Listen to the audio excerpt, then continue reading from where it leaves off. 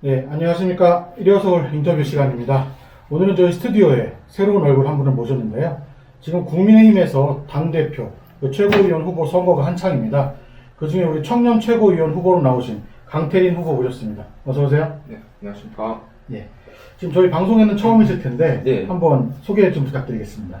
예, 안녕하십니까. 일요서울 시청자 여러분. 저는 이번 전당대회, 국민의힘 전당대회 청년 최고위원 후보로 나온 강태린입니다. 2030 건장한 청년이자 새아이의 아버지입니다. 잘 부탁드립니다. 소개하시면서 저 한 얘기 중에, 네. 새 아이의 아버지라는 말이 참 네, 인상이 네, 네. 깊어요. 저 개인적으로 아들이 둘이거든요. 아, 예. 새 아이면은 아들, 딸, 성별이 어떻게 되나요? 아들, 딸입니다. 아들, 딸, 딸. 네네. 아, 3명 키우는 거 쉽지 않았을 텐데. 아, 많이 힘듭니다. 지금 네. 몇 살인가요, 아이들이? 6살, 4살, 3살입니다. 아, 혹시 가정일 육아 좀 많이 도와주나요? 네, 많이 한다고 하지만 그래도 제가 이제 퇴근하고 저녁이나 아니면 오전에 조금 챙기는 정도죠. 아, 그래도 지금 3명의 아이를 키우는 아버지, 지금 이제 뭐 청년 최고위원 후보에 도전을 했는데, 이제 지금 후보가 이제 여태까지 어떤 일들을 해왔는지, 과거 경력은 어떻는지, 오늘 인터뷰를 통해서 좀 자세히 알아보는 시간을 갖도록 하겠습니다. 보니까는 그 테루마라는 컨설팅 회사의 대표로 되어 있더라고요, 이름을 네네. 보니까. 이게 뭐 소상공인 컨설팅이라고 되어 있는데, 이 테루마라는 곳이 어떤 곳인지 소개 좀 부탁드리겠습니다. 네, 말씀 이렇게 하신 대로 소상공인들 컨설팅 해주는 곳인데 이게 왜 이렇게 됐냐면 저희 아버지가 처음 사업을 다시 재기하실 때 제가 이렇게 옆에서 봤을 때 조금만 더 이렇게 누구의 도움이 조금만 더 있었으면 더 확 빨리 성장하거나 실수를 줄일 수 있는 그런 부분들이 많더라고요. 그런 부분들을 조금 짚어주면 더 괜찮지 않을까 해서 법인으로 설립을 했습니다. 아, 법인은 설립한 지가 얼마나 된 거죠, 그러면? 제가 2018년도에 유학을 마치고 들어왔습니다. 2018년도 말인가에 설립했습니다. 아, 예. 들어오자마자 애초에 그럼 이런 회사를 차려야겠다는 생각을 예, 하신 예. 거예요? 아, 사실 어떻게 보면 이게 해외에서 보니까 공부도 하셨던데, 네네. 그리고 창업을 들어오자마자 시작을 했고, 굳이 정치 입문해야겠다, 특별한 계기가 있었나요? 제가 정치를 하겠다고 마음을 먹은 거는 23살? 제가 의무경찰을 저기 남대문 경찰서에서 근무를 했는데, 아, 시위를 많이 나갔겠네요? 예, 시위랑 이런 현장들을 처음으로 이제 저는 봤는데, 그때 되게 모순점을 많이 봤거든요. 민주주의를 노래하면서, 예를 들어서 한 사건이 뭐였냐면, 반정부 집회였는데, 남대문에서부터 중앙우체국까지 거리에 그러니까 시위하는 분들로 불법 도로 점검이 돼서 다 이렇게 꽉 차 있는 상태에서 어떤 분이 이제 퇴근하시는 길인데 도로가 이제 아예 정체가 돼버리니까 빵빵거리셨던 것 같더라고요. 그랬더니 이제 그분을 차에서 시위하시는 분들이 강제로 끌어내려서 집단 폭행을 가하는데, 아, 근데 주변에서는 민주주의라는 노래가 막 자기들끼리 부르고 있고 깃발도 막 민주주의 막 이러는 상황에서 제가 봤을 때는 굉장한 모순이었거든요. 아, 그분은 뭐 단순히 집회에 대해서 뭘 한 것도 아니고, 한 것도 길이 아니고 막히니까 이제 클렉션 올렸을 뿐인데, 네. 어떻게 보면 민주주의를 방해하는 사람이라는 그 규정으로 왜 방해하냐 이런 식으로 하면서 폭력을 가하는데, 그게 이제 저의 첫 충격을 받은 사건이고, 그 다음부터 각종 집회를 보면서 충격을 많이 받고 생각도 많이 하고, 원래는 사업가가 되는 게 꿈이었거든요. 가난한 이렇게 사람들 도와주는 게, 저도 어린 시절 가난했기 때문에 그때부터 이제 국가란 무엇인가, 뭐 민주주의란 무엇인가부터 해서 책도 읽고 생각을 많이 하게 됐죠. 아, 방금 이야기하긴 하셨는데 본인의 네. 성장 과정도 좀 어려웠었다. 네네. 지금 제가 소개한 걸 보니까 비닐하우스 이야기도 많이 나왔던 것 같고, 아, 그쵸. 예, 구체적으로 어떻게 좀 힘들게 사셨는지 소개 좀 해주시죠. 제가 한 3, 4살 때 저희 아버지가 이제 사업이 어려워지셔서 저희 집이 경기도 의왕시에 있는 그 그린벨트 지역의 비닐하우스 지역에서 제가 고등학교 때까지 살았죠. 뭐 가난하게. 그때 뭐 집에 쥐는 뭐 당연히 들어오고 뭐 가끔 뱀도 들어온 적도 있고 뭐 이런 정도로 엄청 힘들게 살았었습니다. 그때.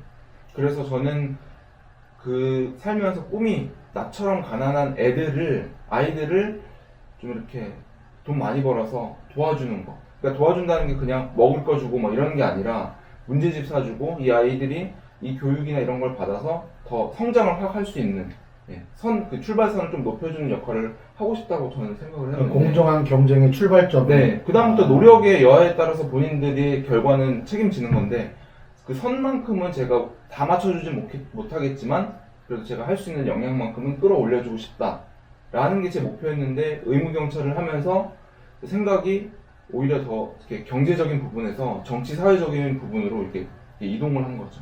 예. 어떻게 보면 지금 가장 크게 이슈가 되는 공정과 그쵸. 경쟁 네네. 그 테마를 이제 본인이 일찌감치 경험을 하고 네네. 이제 그걸 도와준 일을 하겠다 이런 네네. 생각을 했던 건데 또 보니까 공부를 상당히 또 잘했었나 봐요. 해외로 나간 거 보니까. 아, 이게 정말 저의 능력에 비해 너무 잘 풀렸다고 저는 그렇게 생각하고 있습니다. 네. 특별히 해외로 공부를 할 수 있는 이 계기가 있었나요? 나갈 수 있었던? 그게 이제 저희 부모님이 이렇게 어렵게 살다가 제가 고2 때 이제 아버지는 이미 한 몇 년 전에 사업하신다고 지방 가서 사시고 저희 어머니랑 저랑 둘이 이렇게 살고 있는데 고2 때 저희 어머니가 말씀하시더라고요. 아버지 사업을 일으키는데 이제 어머니도 같이 해야겠다. 저는 이제 외아들인데 입시는 이제 너 혼자 좀 알아서 해야 되는 상황이 온 것 같다. 저는 이제 제가 밥하고 빨래하고 부모님은 그동안 사업을 일으키고 또 제가 성인이 돼서는 같이 도와드리고 하면서 이제 경제적 성장이 확 됐죠. 그리고 이제 유학을 결심하게 된 거는 그런 정치적 의무경찰을 하는 동안 정치적 생각을 많이 하는 와중에 정치를 하려면 뭐부터 시작해야 될까를 저는 고민을 했을 때 주변에는 정치를 하시는 분이 없으니까 단순하게 정치학을 공부해보고 싶다. 저는 원래 그전에는 한국에서 역사학과를 전공을 하고 있었는데 정치학을 하고 싶다. 공부를 한번 해보고 싶다. 정치라는 현실에 뛰어들기 전에 아직 어린 나이니까 그러면 정치가 가장 발달되고 우리가 가장 배우려고 하는 곳이 어디지라고 생각했을 때 미국이 그냥 저는 생각이 나더라고요. 민주주의도 그냥 발전되고 여러 가지 시스템도 우리나라뿐만 아니라 여러 나라가 또 가져와서 사용을 하고 있으니까 그래서 미국으로 떠나게 된 겁니다. 유학. 네. 본인의 결정으로 사실 해외를 나온 건가요? 네, 왜냐면 해외에 아무도 아는 사람이 없었거든요. 친척도 없고 친구도 없고 지인도 없는 상황에서 그냥 어떻게 보면 무작정 떠났죠. 네, 목표는 있었지만 그 준비하는 과정이 좀 어려웠죠. 예. 그 성장 과정은 좀 다르긴 하겠지만 학력으로만 보면 네네. 요즘 가장 이제 인기를 끌고 있는 이준석 전 최고위원하고 비슷한 길을 걸었다고 볼 수 있을 것 같아요. 예, 예. 그렇죠? 저보다 훨씬 머리 좋으십니다. 실제로 만나본 적도 좀 있나요? 이준석 전 최고위원 같은 저희 경우. 콜롬비아 한인 학생회에서 무슨 포럼 같은 걸 한번 연 적이 있는데 그때 그 뭐죠 강사 추천 강사로 한번 오셨을 미국에 때, 있을 때. 네, 그때 그냥 그때는 인사만 했죠. 아. 예. 그리고 최근에 뭐 전당대회 하면서 인사 정도 하는 정도죠. 뭐 이런저런 경험을 하다 보니까 이제 본인이 정치를 해야겠다 이런 생각을 했던 것 같고 네. 본격적인 그럼 정당 생활은 언제부터 했던 건가요? 저 2018년도 6월 말에 한국을 돌아왔거든요. 한 7, 8년 유학을 마치고 그때 그 다음에 가입을 했습니다. 네. 사실 그 나이에 정당 생활 시작한다는 것도 쉬운 일은 아니에요. 주변 친구들 같은 경우도 많이 정당에 관심이 없을 텐데 아, 그쵸. 굳이 정당에 가입을 해야겠다 이렇게 된 이유가 있나요? 제가 원래 보수나 이런 이념은 가지고 있었거든요. 근데 그 계기가 뭐냐면 자유한국당의 당시 정치 캠퍼스 Q라는 한두 달 정도 그 프로그램으로 청년들을 좀 교육하고 예, 그리고 뭐 임명장 같은 것도 수여해주고 뭐 토론회도 개최하고 법안도 만드는 프로젝트도 하고 이런 거였는데 그때 이제 정당을 왜 사람들이 정치를 하기 전에 가입을 하고 활동을 하는지라는 거를 개념을 알고 그리고 하는 분들에게 얘기도 거의 다 이제 당원들이시니까 얘기도 많이 듣고 본격적으로 뛰어든 거는 이제 원래 사실 현실 정치에는 한 텀, 두 텀 있다가 사회생활도 좀 더 하고 기반도 다지고 들어가고 싶었는데 터진 게 조국 사태. 안 그래도 문재인 정부 뭐 소득주도부터 해가지고 경제 망가지는 것을 보면서 이건 아니다라고 생각하고 있는데 조국 사태가 터지면서 공정이랑 가치까지 무너졌잖아요. 그리고 그때 당시 자유한국당의 황교안 대표님이 청년들을 엄청 많이 영입을 많이 했거든요. 가산점 많이 주고 할당제 하면서 청년들이 이 나라를 바꿀 수 있다 해서 영입을 많이 할 때 저도 당선은 솔직히 제가 나가봤자 얼마나 되겠냐라는 생각을 했지만 저를 희생해서 이 청년들의 바람으로 한번 정권 교체에 그러니까 대통령 선거는 아니지만 총선 때 그 큰 바람을 일으켜보고 싶다는 마음에 이렇게 투신하듯이 들어갔습니다. 네. 2018년도 뭐 6월 말 정도면 거의 한 2년 정도? 3년 정도 된 거잖아요. 그렇죠. 어떻게 보면 남들이 이제 보수에 대한 이미지가 가장 안 좋을 때였단 말이죠. 그렇죠. 가장 네. 그런 시기에 당을 선택해서 들어왔고, 네네. 그리고 지금 이제 청년 최고위원 선거까지 지금 나왔는데, 지금 막상 이제 선거 분위기가 상당히 좋잖아요, 지금. 네. 전 국민적인 이목이 집중돼 있고, 네. 지금 막상 뛰어보니까 어떤가요? 사실 분위기가 좋다는 게 당대표 선거에 집중이 많이 돼 있잖아요. 좀 안타깝긴 하죠. 그 말은 뭐냐면 그만큼 그 청년 최고들도 정말 저 말고도 훌륭한 분들이 지금 다 많이 나오셨는데 그만큼 주목을 못 받고 있어서 어떻게 보면 당 입장에서는 흥행을 하고 있지만 저희 부분에서는 조금 아쉬운 부분도 있죠. 그러니까 최고위원이나 뭐 더 이제 청년 최고위원 같은 게 약간 소외된 느낌. 예를 들면 뭐 인터뷰 들어오는 것도 비교도 안 되고 그리고 토론회조차도 당대표 후보님들은 이제 관심을 많이 받으니까 수차례 하시지만 저희 같은 경우는 어제 한 번 했거든요. 공식적으로. 그런 부분들은 이제 청년이 어떻게 보면 기회도 더 없는데 조금 아쉽긴 하죠. 저희 입장에서는. 그래도 어떻게 보면 국민들이 지금 이러한 시기에 당대표 선거, 그리고 최고위원 선거, 청년 최고위원 선거에 많은 집중을 갖고 있는데 사실 그건 좋은 과거에는 이런 현상이 별로 없었단 그건 말이죠. 좋은 현상이라고 생각합니다. 그 가장 큰 이유가 뭐라고 생각하나요? 저는 그냥 제가 짧은 식견으로는 이준석 후보가 만약에 당대표가 된다면 지금 지지율이 가장 높으시니까 된다면 그분이 거의 최초 아닌가요? 예. 젊은 나이에 네, 젊은 이렇게 30대 30대. 로. 예. 그래서 주목을 더 많이 하시는 게 아닐까 생각해 봅니다. 예. 그러면 뭐 사실 지금 많은 현역 의원들도 아니면 이제 당을 떠나신 분들도 이야기 들어보면 이 정도 인기, 이 정도 분위기는 상상도 못했다고 얘기를 하더라고요. 예, 저도 얘기를 네, 하죠. 처음에는 설마 했는데 이제는 그 설마가 현실이 되지 않을까. 네네. 어떻게 보면 약간 기쁨에 젖어 있는 분들도 많이 계신데 현장에서 보시기에도 그 분위기가 계속 이어질 것 같은가요? 뭐 저도 어떻게 보면 객관적인 그 수치밖에 볼 수 없으니까 근데 또 당원이 70%라는 또 그 변수도 있잖아요. 어떻게 보면 뭐 지켜봐야지 않을까 생각됩니다. 하지만 일단 이번 주 시작된 투표율은 상당히 높잖아요. 네, 지금 어제까지 투표율이 얼마나 나왔죠? 39% 그것만 해도 역대 안 최고 아닌가요? 역대 최고로 알고 네. 있습니다. 거의. 예. 야, 이런 바람이 이제 내년 대선까지 가면 국민 입장에서 그렇죠. 상당히 좋을 것 예, 같은데 맞습니다. 뭐 이미 뭐 말을 하긴 했지만 그럼 뭐 이 문재인 정부의 실정 어떤 걸 꼽을 수 있을까요? 너무 많은데 가장 큰 게 경제죠, 사실. 예. 그리고 그 경제 중에서도 이제 부동산. 왜냐면 저희 같은 청년들은 이제 서울의 그 평균 아파트 가격이 11억이 넘은 걸로 알고 있는데 최근에 이 월급 받아가지고 그거 사기 힘들어졌죠. 이제 그렇죠. 뭐 같은 아파트 청년- 산다는 것 자체가 네. 거의 대출도 불가능한 자마가 일인데. 났잖아요. 또 네. 그거 힘들죠. 그게 제일 크죠. 부동산 문제, 경제 문제. 예. 그 외에는 또 어떤 걸 좀 꼽을 수 있을까? 한두 가지 더 골라주시면. 그리고 제가 아까 말했듯이 그 조국 사태에서 그 민낯을 보여준 거라고 저는 생각을 하는데 공정의 가치. 왜냐하면 과거 최순실 사건 터졌을 때 정유라 사건 터졌을 때 가장 분노하고 비판했던 그 본인들이 그런 사건에 연루가 됐을 때 오히려 부정하고 법원에서 판결을 내렸는데도 아니라고 하고 예. 그런 부분은 또 윤미향 국회의원 관련해서도 그 여러 가지 의혹이 터졌는데 그게 국민들이 봤을 때 되게 모순이잖아요. 그리고 현재 우리 청년들은 똑똑하고 또 이게 요즘 시대는 스마트폰 하나 검색해보면 과거에 이분들이 어떤 말을 했는지 어떤 행적을 했는지 싹 다 나오는데 네. 지금 행적들이 모순이니까 그게 제일 크죠. 이제 믿을 사람이 없어지는 거죠, 어떻게 보면. 그러니까 전형적인 내로남불이라는 단어가 가장 어울리는 그것도 이제 저는 이제 낭만적인 것 같고요. 그냥 아. 위선과 독선입니다. 예. 위선과 독선이다. 네. 어떻게 보면 그 말이 더 맞는 것 같네요. 네. 현상으로. 그리고 지금 보면 이제 막상 청년 최고위원회에 뛰어들었습니다. 물론 이제 당선이 돼야 이제 지도부에 입성을 하는 거긴 한데 본인이 만약에 청년 최고위원에 뽑혀서 지도부에 입성이 된다면 네. 사실 국민의힘도 바꿔야 될 게 많이 있잖아요. 네네. 이것만은 꼭 바꿔보고 싶다 하는 것들이 있을까요? 이건 반대하시는 분들도 많으실 거예요. 당 내에서도. 저는 하지만 우리가 포퓰리즘과의 전쟁을 선포를 해야 된다. 그 민주당이 지금 또 여러 가지 현금 살포 정책을 내려고 하는데 우리는 여기에 이제 선거 전에 뛰어들면 유혹이 느낄 수밖에 없는데 그 유혹을 이제 막는 과정을 저는 제 소신껏 목소리를 내고 싶고 거기에 이제 플러스로 기본소득 관련해서도 논쟁이 많잖아요. 근데 우리 당의 정강정책에 기본소득 항목이 있어요.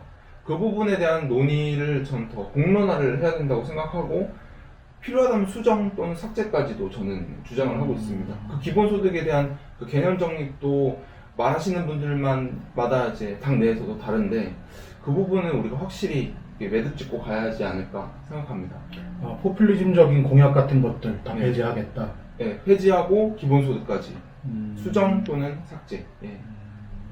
보니까 이번에 선거 나오면서 네. 많은 공약들을 들고 나왔는데 네.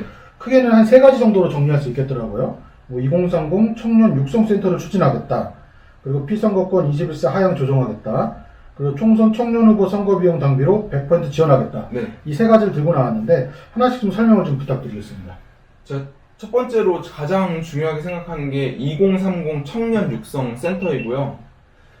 이게 왜 제가 가장 중요하게 생각을 하냐면, 과거에도 그랬듯이 할당제, 뭐 청년 할당제 이런 것들이 많은데, 사실상 이것도 중요한데, 사실상 청년들을 교육하고 양성하는 게 저는 더 정치인들을 이렇게 양성하는 게 더 중요하다고 생각을 해요. 왜냐하면 지난 총선에도 그랬듯이 인재 영입이라는 명목으로 청년들 뭐 소위 말하는 성공한 또는 성공해 보이는 청년들을 인재 영입이라고 갑자기 확 가져다가 각 지역구에 넣어버리면 그 청년들이 활동을 하다가 선거 끝나면 또 그냥 팽 당한다는 그런 그냥 얼굴만 예. 비추고 사라지는 청년들이 많았죠. 많죠. 그리고 또 그분들에게도 상처고 피해가 엄청 났고. 하지만 저는 미국이나 유럽이나 다른 국가처럼 청년들을 교육센터에 우리 당에 교육센터를 만들어서 전제 표현은 A부터 Z까지 사상 이념 역사부터 해서 보수 가치에 그거부터 청년들이 만약에 현장에 딱 나갔을 때 연설을 안 해본 분은 연설을 어떻게 하는지 모르거든요. 그렇죠. 그리고 뭐 홍보하는 방법을 정치를 오래 하신 분들은 그게 뭐 그냥 하면 되는 거지만 처음 정치를 하신 분들은 이 보도자료를 어떻게 써야 되는지도 모르고 이런 것까지 저는 다 교육을 하고 양성을 하고 그리고 그분들이 우리 당의 미래를 이끌어갈 수 있게 만드는 게 저는 굉장히 중요하다고 강 생각합니다. 후보 입장에서 이번 선거를 하면서 가장 어려웠던 게 혹시 어떤 거였죠? 제가 어려웠던 거요? 저는 어려운 부분이 엄청 많았죠. 예를 들면 국회 소통관에서 저희에게 이제 출마 선언할 때 국회 소통관에서 많이 하는데 과거에는 그걸 하게 해줬는데 지금 코로나 때문에 그러니까 저희는 이제 국회의원님이 한 분이 도와주신다고 해서 잡았는데 취소가 됐어요. 뭐 현직밖에 안 된다고 얘기를 듣고 했는데 전직도 하시더라고요. 그리고 전현직밖에 안 된다고 했는데 전현직 아닌 분도 하시고 그리고 저희한테는 출마 선언하는 것 자체가 이렇게 인지도가 없는 저희 청년한테는 굉장히 좋은 기회인데 그것도 무산돼서 또 한 번은 국회에서 박용진 지금 국회의원님이 대선 출마 선언을 잔디밭에서 하셨더라고요. 네. 그래서 잔디밭에서 그러면은 저희가 그 국회에 전화해서 5분만 하면 안 되냐. 사람도 기자님들도 어차피 안 올 거고 제가 읽고 마이크도 안 찍고 제가 그냥 읽고 뒤에서 촬영하는 딱 2명만 하면 안 되냐라고 했더니 안 된다고 하시더라고요. 저분은 되는데 왜 저는 안 되냐. 근데 그 규정이 뭐냐고 했을 때 규정은 안 알려주셨어요. 많은 후보분들이 강 후보랑 똑같은 경험을 이번 선거를 포함해서 그게 꽤 너무 많이 겪고 계시더라고요. 뭐 전형직의 개념도 애매모호해지고 네. 뭐 안 된다고 하더니 누가 하니까 또 되고 막 이런 식이 많더라고요 실제로. 그게 그분들한테는 모르겠지만 저희한테는 엄청난 그 피해를 넘어서 상처거든요. 그렇죠. 예, 우리가 뭐 나쁜 짓 한다고 나온 것도 아니고 국가와 이런 당에 헌신을 하겠다고 출마 선언을 하는데 여기부터 이제 길이 막히면 하다못해 저는 어떤 얘기를 들었냐면 이건 좀 국회가 안 되니까 국회 밖에 담장에 국회 뷰가 보이는 데서 하라는 말을 국회 그 직원분한테 들었는데 그건 정말 솔직히 상처. 국회 직원이 그런 얘기를 해요? 예, 좀 상처였어요 그거는. 그러니까 그분 입장에서는 안 되지만 이거라는 방편도 있다라고 말씀을 하신 건데 저희가 무슨 그건 진짜 아직까지 상처입니다. 예. 그건 진짜 상처입니다.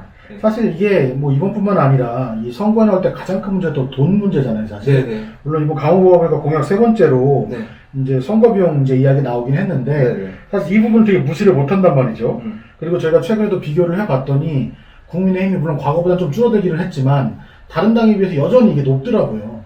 비용이. 네, 좀 센 편이에요. 네네. 줄긴 했지만. 그래서 이게 3번째 공약. 총선 청년 후보 선거 비용 당비로 100% 지원하겠다. 가능할까요, 이게? 이게 어떻게 보면 저렇게 말도 안 되는 걸 던졌냐고 얘기할 수도 있는데 총선 청년 후보가 된 분들 우리 국민의힘으로 타이틀을 가지고 나오면 보통 이렇게 완전 험지가 아니면 한 80, 90% 이상은 자기 본인 선거 쓴 거에 지지율 때문에 다시 국가로 도전을 받잖아요. 그 나머지 조금 부분이랑 그리고 험지에 나가서 그 지지율을 못 채우신 분, 우리 당이 어려워하는 지역에서 그분들하고 또 어떻게 보면 임대료는 또 보전이 안 되거든요. 지역별로. 그 부분은 보상을 해주면 청년들한테 그 부분은 전 예산으로 충분히 할 수 있다고 생각합니다. 훨씬 부담이 덜하다. 예, 왜냐면 이미 보전을 많이 받는 부분이 있기 때문에. 강호보도 사실 이번 선거 나올 때 돈 고민 많이 됐을 것 같은데요. 새 아이의 아버지면 예? 네, 생활비도 만만치 않았을 거고. 많았습니다. 예? 더군다나 처음 하다 보면 시행착오도 많이 겪다 보니까 네. 생각지도 않은 돈들이 많이 나간다고들 하더라고요. 그쵸. 근데 저희는 뭐 최대한 청년이니까 저희가 무슨 이렇게 돈을 뭐 정말 많이 쓸 수 있는 여력이 있는 것도 아니고 저희 캠프에 같이 일하는 친구들도 다 한 20대, 30대 청년들밖에 없어요. 그래서 같이 그냥 으쌰으쌰 하면서 하는 거죠. 그 사람들을 위해서라도 꼭 당선이 돼야 되는데 말이죠. 네. 지금 오늘 내일도 계속 선거 저기 ARS와 여론조사. 예. 지금 보니까 이제 두 번째 공약 이제 피선거권 21세 하향 조정 이야기도 있어요. 네네. 사실 이건 어떻게 보면 이번에 이준석 당대표 후보 네. 때문일 수도 있긴 하지만 물론 그 전에도 계속 이야기는 오고 갔던 이야기들인데 그럼에도 불구하고 사실 이게 조절이 여태까지 안 됐단 말이에요. 네네. 이게 왜 그럴까요? 저도 사실 그게 좀 의아한 부분이었는데 미래통합당일 때 우리 당이 그러니까 자유한국당 아니 저기 국민의힘 전일 때 발의를 한번 했던 법안이거든요. 근데 이제 공론화가 저는 안 되지 않았을까. 사실 제가 국회의원이 아니기 때문에 이걸 법안 발의는 못해도 제가 공론화를 만약에 지도부에 들어간다면 공론화, 그러니까 관심이 특히 요번에 더 많아졌잖아요. 어떻게 보면. 그러니까 이번엔 가능하지 않을까 생각하고 있습니다. 사실 뭐 이번 지방의회 의원 다 모르는 사람들은 많이 모르지만 네. 정치하는 사람들은 지방의회에 관심들 많잖아요. 그쵸. 근데 여기도 사실 나이 제한이 있다는 거 아는 사람들이 별로 없거든요. 아, 근데 맞습니다. 실제로 이게 나이 제한이 있죠, 여기가. 네, 저는 이제 그걸 다 21세로 낮추자는. 지금 현재 몇 살이죠? 제가 알기로 25세인 25세? 걸로 알고 있습니다. 예. 그러니까 저희가 최근에 천하람 후보도 인터뷰를 했었었는데 예. 천하람 후보도 이 부분에 대해서 많이 좀 낮추자라고 이야기를 하고 네네. 있는 것 같고 물론 피선거권 21세 쪽 요거 국회의원 요 세 가지도 있지만 이 외에 대통령도 마찬가지로 이런 얘기가 지금 나오고 있어요. 예, 최근에 전 대통령 그 연령을 낮추는 건 어떻게 생각하세요? 저도 필요하다면 낮출 수 있다고 생각합니다. 왜냐하면 선거를 하는 그 주체가 나갈 수도 저는 있어야 된다고 생각을 하기 때문에 저는 좋다고 생각을 합니다. 어찌 보면 이번 뭐 선거를 통해서 젊은이들이 많이 되고 들어가면 당에 네네. 사실 다른 당에서도 이미 이거에 동조하는 사람들이 많이 있어요. 그렇죠. 예. 아마 다음번 이번 국회 끝나기 전에라도 충분한 법안 발의를 해가지고 조절이 할 수 있을 것 같은데 네. 사실 이런 청년 후보들이 이런 생각 해주는 건 되게 긍정적인 것 같습니다. 네, 맞습니다. 네. 혹시 이 세 가지 말고 추가로 좀 설명할 만한 자신의 공약도 있을까요? 추가로 여기는 지금 안 들어갔지만 아까 제가 말씀드렸던 기본소득에 대한 그 공약이라고 해야 되는지는 모르겠지만 제가 어떻게 보면 또 강력하게 이번 합동연설의 4차까지도 그렇고 그 비전 발표에서도 많이 말씀드렸는데 기본소득에 관련해서는 우리 어떻게 보면 우리 당이 보수 우파잖아요. 그게 어떤 분들은 뭐 중도 확장이 이제 걸림돌이 된다 뭐 이런 식으로 얘기하시는 분들도 있는데 저희는 그걸 부끄러워하면 안 된다고 생각합니다. 예를 들어서 저는 이제 미국에서 정치학을 공부했지만 미국의 공화당과 민주당은 오히려 더 선명한 이념과 정책으로 공화당 같은 경우는 딱 보수의 이념으로만 160년 이상 계속 명맥을 유지하고 그렇죠. 국민들이 봤을 때도 보수, 진보 명확하니까 선택하기가 더 쉬워요. 그리고 시대적 그 과제마다 민주당을 선택했다가 공화당을 선택했다가 이렇게 돼야 되는데 이건 중도 확장이라고 갑자기 그 선거 때 갑자기 이거를 정책으로 막 좌클릭을 하던가 우클릭을 해버리면 국민들 입장에서 봤을 때 이 당이나 저 당이나 다른 게 뭐지라는 그 얘기도 저는 사실 저번 총선에 나갔을 때 많이 들었거든요. 그 부분은 우리가 조금 더 명확하게 해야 된다고 생각합니다. 어떻게 보면 이념이나 정책에 대한 선명성을 강화하는 거 그렇죠. 어떻게 보면 당의 가장 큰 핵심이기도 한데요. 네. 또 그게 잘 자리 잡고 있어야 또 흔들리지 않잖아요. 그쵸. 아까 말한 것처럼 미국 네. 공화당이 여태까지 100년 넘도록 살아올 수 있는 이유가 어떻게 보면 그건데 네, 맞습니다. 우리나라 같은 경우는 이런저런 이유로 많이 좀 바뀌는 것 같아요. 그런 것들이 부디 뭐 이번 우리 강 후보나 다른 후보들이 당에 들어가게 된다면 그런 선명성 좀 강화했으면 좋겠다 이런 생각이 좀 듭니다. 그리고 지금 어떻게 보면 이제 지도부에 입성을 하면 당장 네. 해야 될 것 중에 네. 하나가 내년 대선 준비예요. 네네. 뭐 물론 지금 현재 국민의힘 당 소속으로 후보들도 많이 있지만 이제 범야권에서 많이 거론되는 윤석열 전 검찰총장이나 네. 안철수 후보 같은 경우도 이제 결국은 합당 내지는 입당을 할 텐데 두 사람에 대한 생각이 좀 궁금해요. 우리 강 후보 같은 경우에 예를 들어서 윤석열 전 검찰총장 어떻게 생각하나요? 훌륭하신 분이죠. 네, 훌륭하신 분이고 저는 빨리 우리 당에 입당을 하셔서 당원분들도 많이 만나보시고 우리 당원들 그리고 국민들이 어떤 생각 가지고 있는지 입당을 하기 전에는 당원분들보다는 국민들의 생각도 들을 텐데 또 우리 당의 후보로 나오려면 우리 당에 있는 분들의 얘기도 잘 많이 전 들어야 된다고 생각을 하거든요. 그러니까 훌륭하신 분이 빨리 입당을 하셔서 다 포괄하실 수 있는 그런 역량 가지셨으면 좋겠습니다. 그리고 안철수 국민의당 대표 같은 경우는 어떻게 생각하나요? 저도 요번에 오세훈 선거 캠프에 단일화 이후에 들어가서 공보팀장으로 있었는데 그러면서 현장에서도 그 안철수 후보님을 되게 자주 뵀거든요. 뭐 그분이 저를 본 건 아니지만 근데 훌륭하신 분이라고 저는 생각을 하고 합당은 선언을 하셨었잖아요. 예. 빨리 했으면 좋겠습니다. 야권이 통합이 돼야지 안 그러면 대선 힘들지 않을까 생각합니다. 그래서 지금 분위기라면 내년 대선 좀 기대해볼 만하지 않을까요? 야권 통합이 되면요. 야권 통합이 된다면? 예, 안 돼서 표가 또 나눠지면 힘들지 않을까요? 하지만 통합이 되면 좀 가능성이 아주 크다고 생각합니다. 일단 지도부에 입성을 하면 네네. 통합을 강력히 주장하시겠다. 그렇죠? 그런 생각이시겠네요, 그러면. 근데 그건 아마 저뿐만 아니라 다 당의 주류 의견인 것 같습니다. 네. 다행입니다, 어떻게 보면. 네네. 사실 바깥에서 보는 입장에서는 당 통합 과연 될까 이런 걱정을 아직도 많이 하는 분들이 계세요. 왜냐하면 비록 국민의힘이 뭐 당내 개파 이런 게 많이 없어졌다고는 하지만 알게 모르게 그게 남아있는 게 현실이다 보니까. 그렇죠. 하지만 저는 이제 통합이 전 국민들의 영원이라고 생각을 하거든요. 이게 우리가 이익이나 뭐 개파를 따져서 한다 안 한다라는 게 국민들에게 비춰졌을 때는 국민들에게 아마 또 철퇴를 맞지 않을까 생각합니다. 그러니까 그런 열망 때문에 이런 지금까지 큰 인기와 관심이 그쵸. 다 있는 건데 네, 맞습니다. 만약에 이런 강공범에 따라 국민의 열망을 당 후보들이나 대표 후보들 아니면 최고위원 후보들이 받아들이지 않고 역행한다면 아마 진짜 더 큰, 더 뼈아픈 결과를 초래하지 않을까 그런 생각이 드는 것 같습니다. 네. 그리고 또 다른 여러 가지 이슈 중에 하나가 우리 박근혜 전 대통령에 대한 사면 문제도 꾸준히 거론되고 있어요. 네, 이명박 예, 대통령. 이명박 대통령 두 분이 있는데 이 두 분 대통령에 대한 사면에 대한 생각은 어떤가요?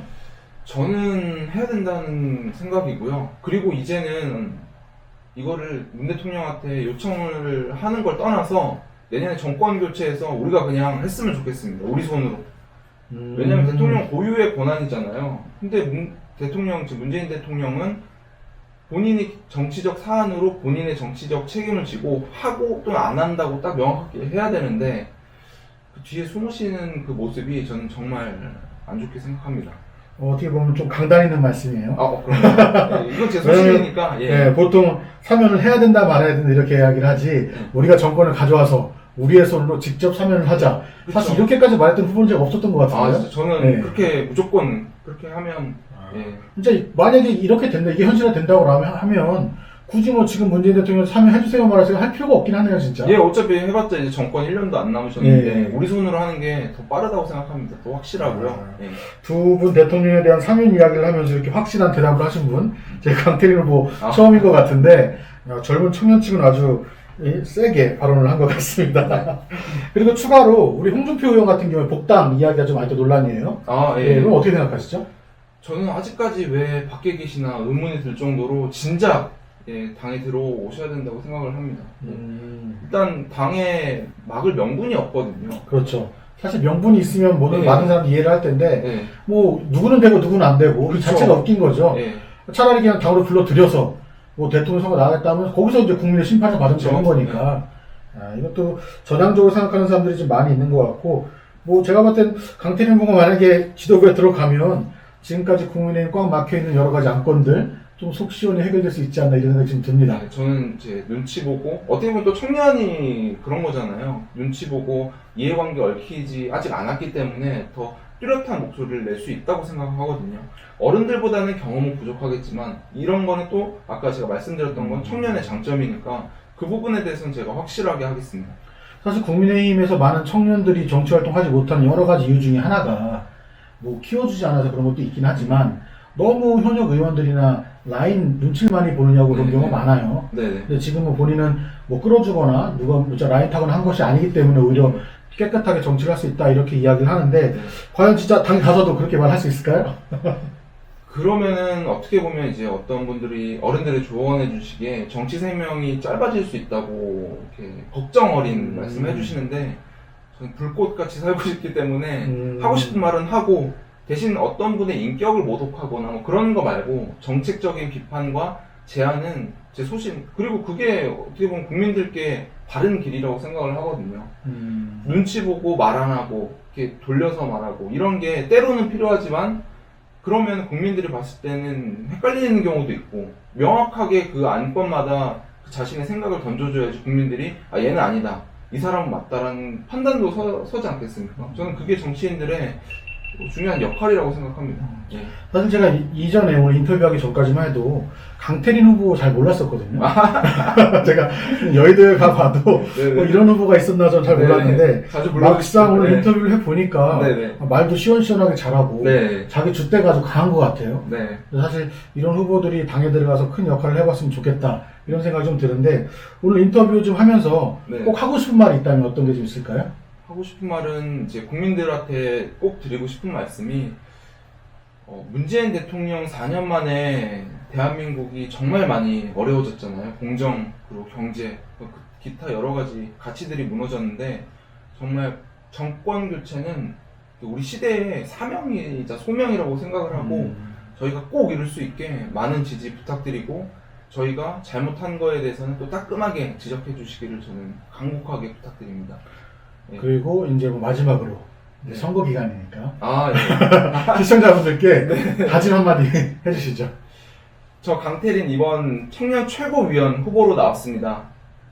우리 2030 우리 청년들의 목소리를 제가 많이 모아서 그리고 우리 당이 힘들 때 지켜주셨던 우리 당의 선배님들, 어른들 뜻, 정신 잘 이어받아서 그 가교 역할을 하겠습니다. 그래서 내년 정권 교체 꼭 이루고 싶습니다. 저 강태린 꼭 잘 부탁드립니다.